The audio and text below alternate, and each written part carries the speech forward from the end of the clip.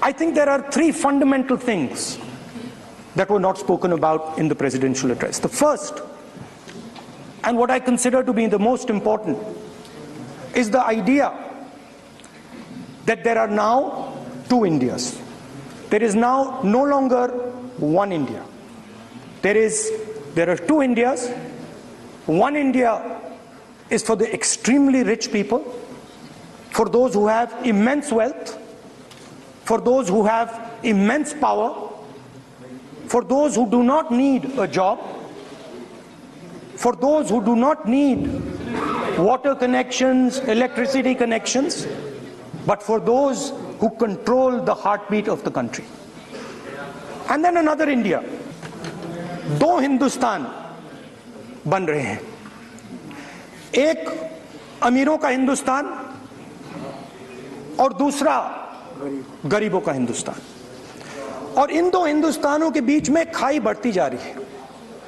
आपने अभी देखा होगा, अभी दो स्पीकर्स ने बात की, मगर आपने ये नहीं कहा कि रोजगार ढूंढने के लिए उत्तर प्रदेश में, बिहार में रेलवे की नौकरी के लिए वहां पे युवाओं ने क्या किया और क्या हुआ, इसके बारे में आपने नहीं बोला। गरीब हिंदुस्तान के पास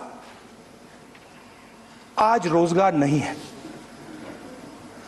प्रेसिडेंशियल एड्रेस में बेरोजगारी के बारे में एक शब्द नहीं था।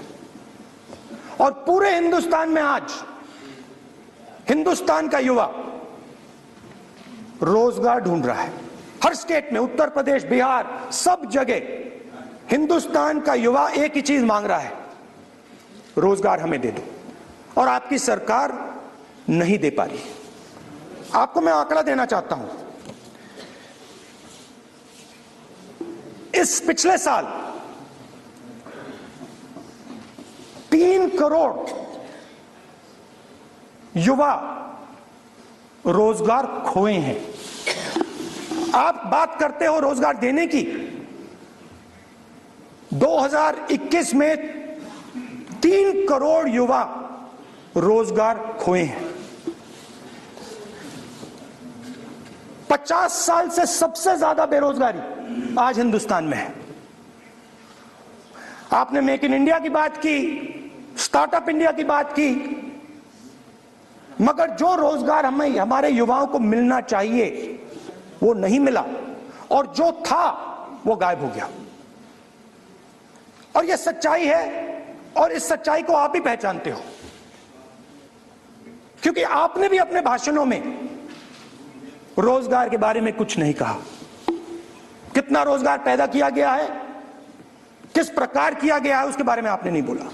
और आप बोल भी नहीं पाएंगे, क्योंकि अगर आप बोलेंगे तो हिंदुस्तान का युवा आपकी ओर देख के कहेगा कि ये मजाक कर रहे हैं। तो ये स्थिति पैदा कैसे हुई? ये दो हिंदुस्तान पैदा कैसे हुए?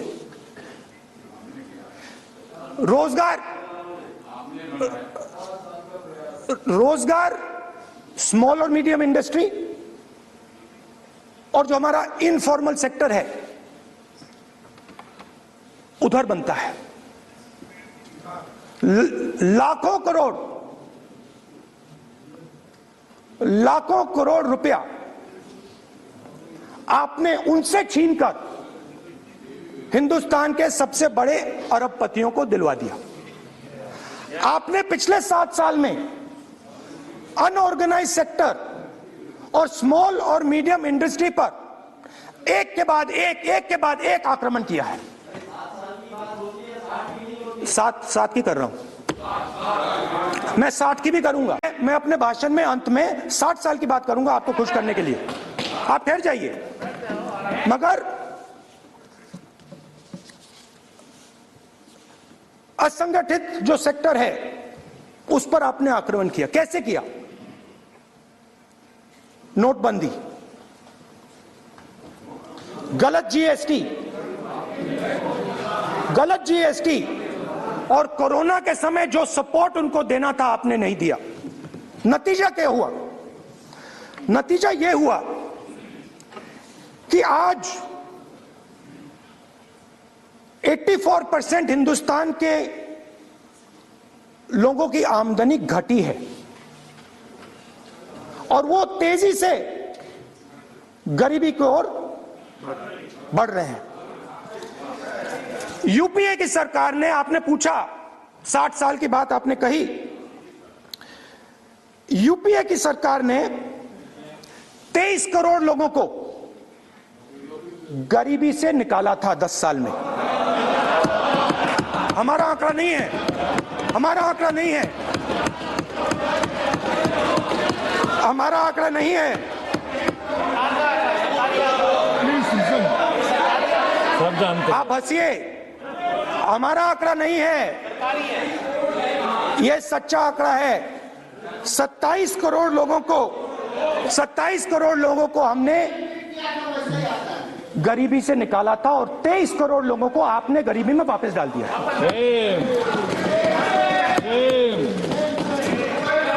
सेम।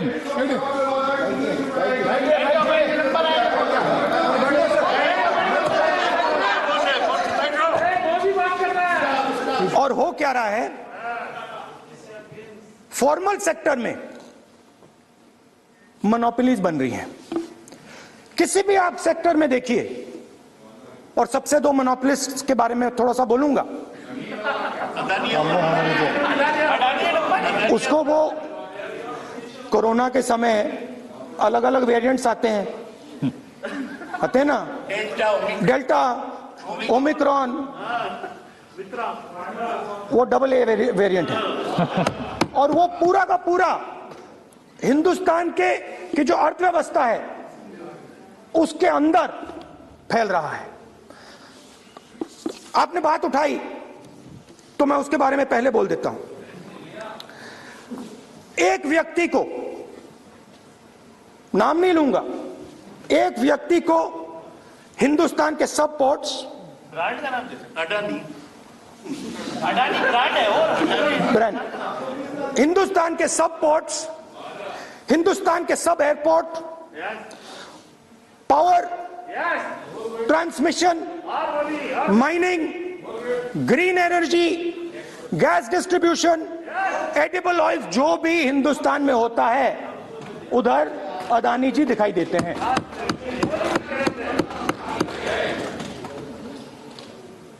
और दूसरी side Ambani ji, Jio, petrochemicals, telecom, retail, e commerce में मोनोपोलियां। तो पूरा का पूरा धन जो है चुने हुए लोगों के हाथ में जा रहा है। और आपने जो असंगठित सेक्टर को खत्म किया, देखिए अगर आप इनफॉर्मल सेक्टर को खत्म कर देते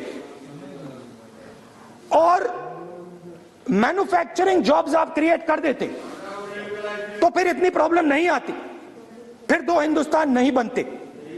मगर आपने क्या किया, आपने असंगठित सेक्टर को खत्म कर दिया। नोटबंदी, GST, कोरोना।